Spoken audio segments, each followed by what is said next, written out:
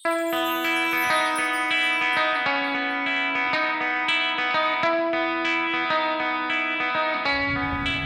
Sobat Milenial and Gen Z, ketemu lagi bersama saya Eko Ardianto, jurnalis IDN Times di program Ngobrol Seru. Kali ini Ngobrol Seru akan bicara soal, ayo soal apa? Kita lihat nih, sekarang saya berada di kantor Dinas Perhubungan DKI Jakarta. Kita akan ngebahas jurus jitu mengatasi kemacetan di ibu kota. Tentunya bersama Kepala Dinas Perhubungan DKI Jakarta, Pak Safrin Liputo. Ayo kita temui Pak Safrin di kantornya. Yuk.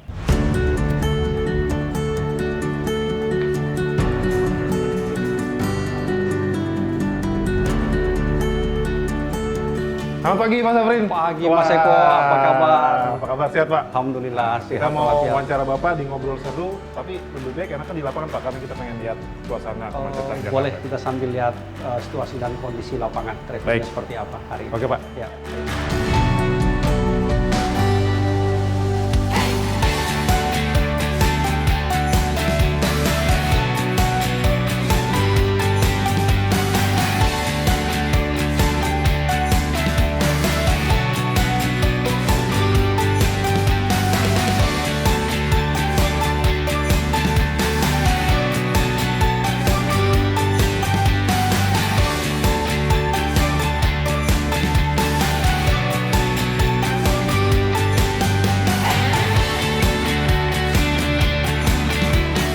Ya, Sobat Milenial dan Gen Z, sekarang kita berdua sudah berada di Bundaran Senayan di kawasan Sudirman. Tadi kita naik bersama-sama dengan Pak Kadishub, dan sekarang kita akan wawancara Pak Kadishub terkait soal isu yang lagi rame-ramenya sekarang, yakni soal IRP.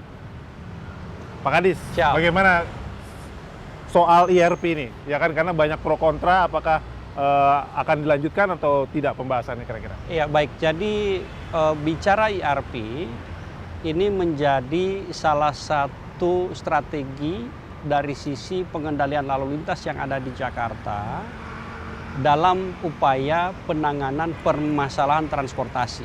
Kita pahami bahwa kompleksitas permasalahan transportasi Jakarta itu luar biasa. Oleh sebab itu pemecahannya itu harus sifatnya holistik, komprehensif, keseluruhannya dicek dan diteliti, baru ada strategi. Strateginya berbagai macam yang kita bagi dalam dua kelompok besar. Ada strategi pool.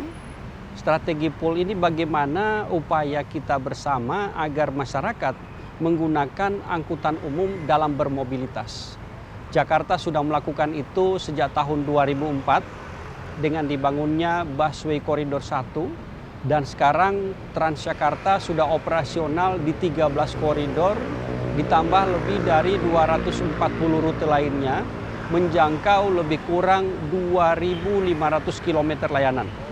Sementara untuk koridornya sendiri, ini menjadi koridor terpanjang di dunia, 390 km, koridor Transjakarta. Kemudian untuk strategi pool juga sudah dioperasionalkan MRT Lebak Bulus Bundaran HI, yang sekarang lanjutannya ke Kota dan Ancol sedang dalam proses pengerjaan. Juga sudah dioperasionalkan LRT Jakarta dari Pegangsaan 2 ke Velodrome Pulau Mas. Dan juga dalam waktu dekat akan dioperasionalkan LRT Jabodebek dari Cibubur ke Duku Atas, kemudian yang dari arah Bekasi Timur ke Duku Atas. Artinya dari sisi strategi pool, pemerintah apakah itu DKI dan pusat terus berupaya untuk meningkatkan kualitas dan kuantitas layanan sehingga memenuhi ekspektasi masyarakat sebagai sebuah alat mobilitas dengan standar yang tinggi. Nah, kemudian strategi kedua itu adalah strategi push.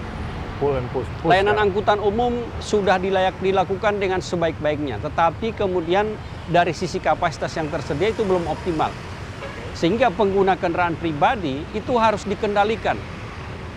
Mazhab kita dalam Undang-Undang 22 2009 itu menganut bahwa kepemilikan kendaraan itu tidak dibatasi. Yang dikendalikan adalah penggunaannya. Oleh sebab itu, kemudian pengendalian lalu lintas di Jakarta itu menjadi salah satu strategi push-nya. Nah, ada 3 model pengendalian lalu lintas yang dilakukan di Jakarta. Yang pertama sudah dilaksanakan yang namanya adalah 3-in-1. Tetapi kemudian kita paham 3-in-1 yang 97 dioperasionalkan itu tidak optimal. Kenapa? Banyak joki ya? Karena kemudian muncul joki. Oke. Masyarakat berani bayar pada saat itu 40.000, 50.000, bahkan 100.000 per orang untuk bisa kemudian lewat. Sehingga kalau satu orang yang naik dalam mobil harus tambah 2 orang, dia harus berani bayar 100 sampai 200.000. Oleh sebab itu kemudian dirubah metode pengendaliannya menjadi ganjil genap. Dan dengan ganjil genap ini pun saat ini kita lihat ini ternyata kurang efektif. Kenapa?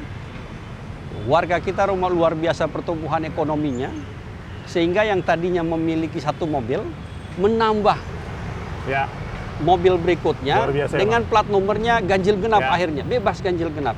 Dan ini dilihat oleh pemerintah Provinsi DKI Jakarta perlu upaya lain. Oleh sebab itu sejak 2010 pemerintah Provinsi DKI Jakarta sudah menginisiasi untuk implementasi ERP. Tetapi kemudian terus dalam perkembangannya, bahkan sejak 2015 sudah dilakukan upaya untuk implementasi, tetap gagal. Uji coba waktu itu ya? Uji coba. Sudah dilakukan 2015 uji coba pemasangan gantry di kawasan Sudirman ini, di belakang kita tepatnya. Kemudian juga di Jalan Rasuna Said. Tetapi pada saat itu proof of concept-nya akhirnya tidak dilanjutkan. Nah, Pemprov DKI Jakarta melihat bahwa akar permasalahan dari keseluruhan adalah belum tersedianya regulasi yang mumpuni dalam bentuk peraturan daerah. Oleh sebab itu sejak 2021-2022 kami menyusun secara komprehensif naskah akademis yang meliputi 3 aspek. Bagaimana aspek filosofisnya pengendalian lalu lintas dilaksanakan. Yang berikutnya kami meninjau aspek yuridisnya. Dan yang ketiga kami meninjau juga aspek sosiologisnya. Setelah ketiga aspek ini mumpuni, baru itu menjadi sebuah rancangan peraturan daerah yang tahun lalu sudah diusulkan ke Dewan dan sudah masuk dalam program pembentukan peraturan daerah. Sudah ada pembahasan 2 kali tahun lalu dalam bentuk rapat dengar pendapat dengan stakeholders dan juga elemen masyarakat. Dan tahun ini kembali, karena tahun lalu belum selesai penyelesaian ranperdanya, tahun ini kembali masuk dalam dalam program pembentukan peraturan daerah tahun 2023. Yang kita harapkan sesuai dengan informasi akan ada pembahasan mulai bulan Maret nantinya. Artinya dari penjelasan Pak Saprin tadi bahwa sebenarnya secara push and pull Jakarta udah siap. Iya, jika kita melihat perkembangan penerapan ERP di kota-kota besar lainnya di dunia, atau misalnya kita melihat di London, di Swedia, di sana ada Stockholm yang juga atau Gothenburg juga menerapkan itu, atau bahkan di Jerman dan juga Milan, Italia, dan yang terdekat adalah di Singapura. Nah, Singapura menerapkan ERP itu tahun 1975. Pada 2010 pada saat kami akan melakukan implementasi, kita berdiskusi dengan teman-teman di ERP Singapura. Ada salah satu tokoh pendiri ERP Singapura, Mr. G. Raymond Menon ini menyampaikan bahwa pada saat ERP di Singapura pada tahun 2010 diterapkan 75, dibandingkan dengan kondisi Jakarta pada saat itu 2010, kata beliau bahwa kondisi angkutan umum Jakarta sudah lebih baik daripada kondisi tahun 75 di Singapura awal menerapkan ERP. Karena tahun 2010 kita sudah memiliki 8 koridor BRT. Sudah cukup panjang. Tetapi kemudian tadi setelah dilakukan kajian, uji coba dan seterusnya, terus tidak bisa kita eksekusi secara baik. Karena tidak ada regulasinya tadi. Iya, karena regulasinya, aspek fundamentalnya itu belum siap. Nah, tahun ini tentu pemerintah Provinsi DKI Jakarta akan fokus bagaimana penuntasan aspek regulasi ini dilakukan, dan kemudian setelah itu juga baru kita siapkan petunjuk pelaksanaan, dan petunjuk teknisnya, sehingga ini keseluruhannya bisa kita implementasikan secara baik. Oke, Pak, tapi kan rencana ini kemudian muncul banyak suara-suara penolakan ini kan, contohnya ojol lah, ya kan, supir ojol bagaimana harus berbayar, nih suara-suara yang begini bagaimana nanti Bapak? Ya, tentu keseluruhannya ini masih dalam tahap pembahasan dengan Dewan.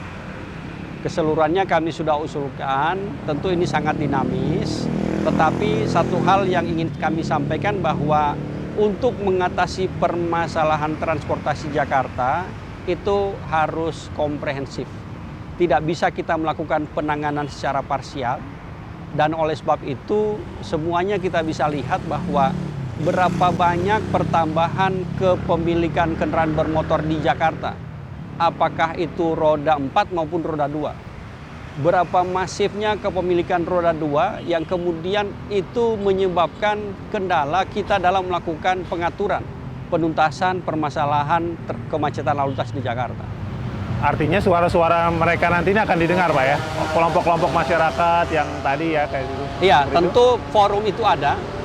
Dan saya yakin rekan-rekan di Dewan yang ada di Badan Pembentukan Peraturan Daerah itu akan terus mendengar masukan, kemudian akan diskusi, sehingga kita bisa mendapatkan win-win solution yang baik dari sisi penyelenggaraan. Karena dari sisi regulasinya yang kami usulkan adalah yang mendapat pengecualian itu adalah angkutan umum yang plat kuning.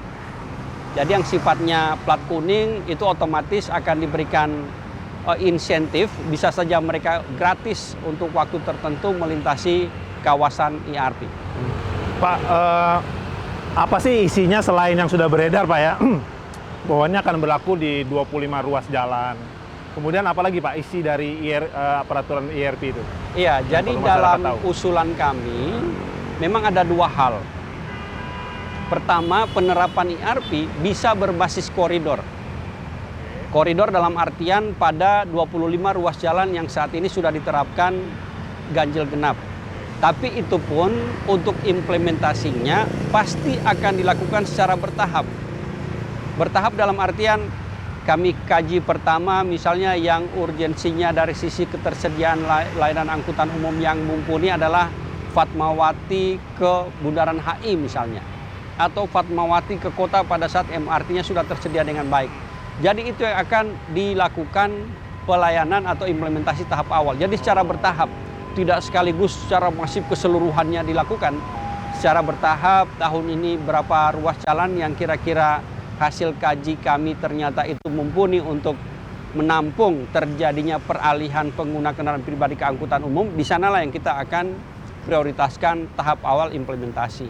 Yang berikutnya tentu basisnya adalah bisa berdasarkan kawasan. Oke, kawasan. Kita pahami bahwa saat ini telah tumbuh kawasan-kawasan di Jakarta yang kemudian di sana butuh mobilitas yang efisien. Karena pergerakan bisnisnya cukup tinggi. Oleh sebab itu bisa saja dalam perkembangannya kawasan-kawasan ini yang kemudian ditetapkan sebagai kawasan pengendalian lalu lintas.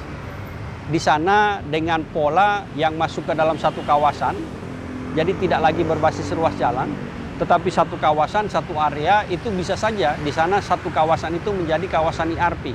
Dan ini tentu setelah regulasinya siap akan dilakukan kaji terlebih dahulu. Jadi dikaji, kemudian hasilnya seperti apa itu nanti yang akan ditindaklanjuti. Pak, apakah kebijakan IRP ini satu-satunya jurus jitu untuk mengatasi kemacetan di Jakarta atau ada yang lain? Tentu tadi bahwa untuk mengatasi kemacetan Jakarta tidak bisa hanya satu kebijakan atau hanya satu strategi, tetapi harus komprehensif. Bisa saja dari sisi IRP diterapkan. Di sisi lain karena di jalan alternatifnya kepadatannya masih tinggi, di sana akan dikombinasikan dengan tarif parkirnya yang tinggi. Sehingga ini akan menjadi satu kesatuan strategi secara utuh di keseluruhan wilayah. Bagaimana upaya kita sehingga pengguna kendaraan pribadi itu mau beralih ke angkutan umum yang sudah demikian masifnya disiapkan oleh pemerintah. Jangan lupa penyiapan angkutan umum Jakarta itu juga menggunakan APBD. Bagaimana kami menyiapkan jaringan Transjakarta, jaringan MRT dan juga LRT menggunakan APBD yang kemudian dalam operasionalnya pun kami melakukan subsidi. Sehingga masyarakat itu akan lebih memiliki, ini milik kita bersama, ayo kita gunakan. Karena ini disiapkan untuk kita bermobilitas yang efisien. Efisien ditinjau dari dua hal. Efisien dari sisi waktu, mereka punya kepastian berangkat dari Bundaran Senayan sampai di stasiun kota, itu pasti 45 menit. Kalau sekarang 30 menit dengan Transjakarta. Begitu menggunakan kendaraan pribadi karena kepadatannya tinggi, akhirnya unpredictable. Begitu kepadatan tinggi, tingkat hektiknya tinggi, sehingga itu memakan biaya dan waktu yang luar biasa. Ini tentu menjadikan costly bagi siapa yang melakukan perjalanan dengan kendaraan pribadi. Oleh sebab itu, dengan menyediakan angkutan umum yang standar pelayanan minimumnya sudah sesuai dengan ekspektasi masyarakat, kita harapkan keseluruhan bermobilitas di Jakarta itu lebih efisien. Termasuk tadi jurus yang satunya yang pembangunan TOD tadi, Pak? Ya, itu diantaranya bahwa selain itu juga tentu kami mengembangkan paradigma transit oriented development. Di mana di setiap simpul transportasi dalam radius 800 meter itu ditetapkan sebagai kawasan berorientasi transit. Di kawasan-kawasan ini nantinya akan dibangun mixed use. Jadi akan dibangun pusat kegiatan, di sana juga ada huniannya, sehingga masyarakat bisa beraktivitas langsung di tempat, atau jika mereka beralih ke berkegiatan di pusat-pusat kegiatan lainnya, maka mereka akan menggunakan angkutan umum untuk moving ke tempat kerja. Karena memang mereka sudah bertempat tinggal di kawasan berorientasi transit. Dan dengan upaya ini tentu pemerintah itu berupaya menarik kembali tenaga-tenaga kerja kita yang muda, yang demikian produktif, yang karena keterbatasan pembiayaan kepemilikan hunian, itu mereka akhirnya ke arah luar Jakarta untuk mendapatkan hunian yang memadai dan tentu sesuai dengan kantong. Dengan prinsip TOD, maka affordable housing akan dibangun. Sehingga mereka akan mampu memiliki rumah di pusat kota, di mana mereka bekerja, dan tentu produktivitasnya akan tinggi. Bisa dibayangkan sekarang, mereka tinggal di, misalnya ada yang tinggal di Purwakarta, teman saya ada yang tinggal di Purwakarta. Begitu sampai di kantor, karena berangkatnya dari pagi, dia sudah capek duluan. Produktivitasnya turun. Sorenya dia harus buru-buru pulang, kerjaan belum tuntas. Dia harus mikir, udah kereta saya untuk berangkat ke Purwakarta jam sekian, saya harus buru-buru. Sehingga pekerjaannya tidak tuntas. Ini menyebabkan produktivitas kita turun.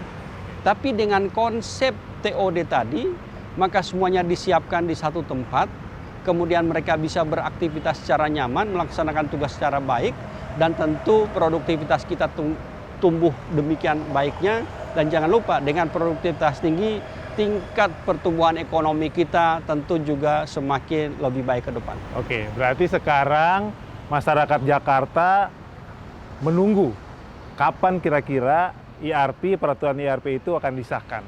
Kira-kira ada target dari pemerintah Provinsi DKI? Tentu kami berharap bahwa penyiapan regulasi dalam tatanan peraturan daerah ini bisa kita tuntaskan tahun ini. Karena jangan lupa, setelah peraturan daerah selesai, kami harus menyiapkan petunjuk pelaksanaan dan juga petunjuk teknisnya, juklak-juknisnya. Begitu itu tuntas, baru akan dilakukan kajian terhadap rencana implementasinya. Jadi ini pun tahapannya masih cukup panjang. Jadi setelah regulasi masih ada penyiapan juklak-juknis, dan untuk juklak-juknisnya pun kami harus report ke Kemendagri dalam hal ini untuk penyusunan peraturan gubernur. Harus ada harmonisasinya. Jadi tetap akan cukup panjang perjalanannya.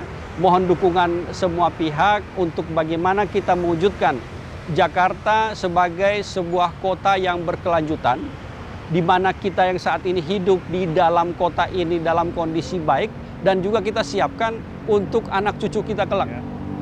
Prinsip kota berkelanjutan kan seperti itu, Mas Eko.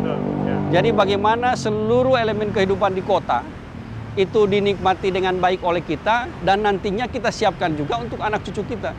Bisa dibayangkan dengan kemacetan lalu lintas, data menyebutkan polusi udara Jakarta itu 70% disumbang oleh kendaraan bermotor pribadi. Ya. Jika ini terus terjadi, maka kota kita tidak menjadi sehat. Ya. Begitu kotanya tidak sehat, bagaimana dengan kelanjutan anak cucu kita kelak? Baik. Terakhir Pak Safril,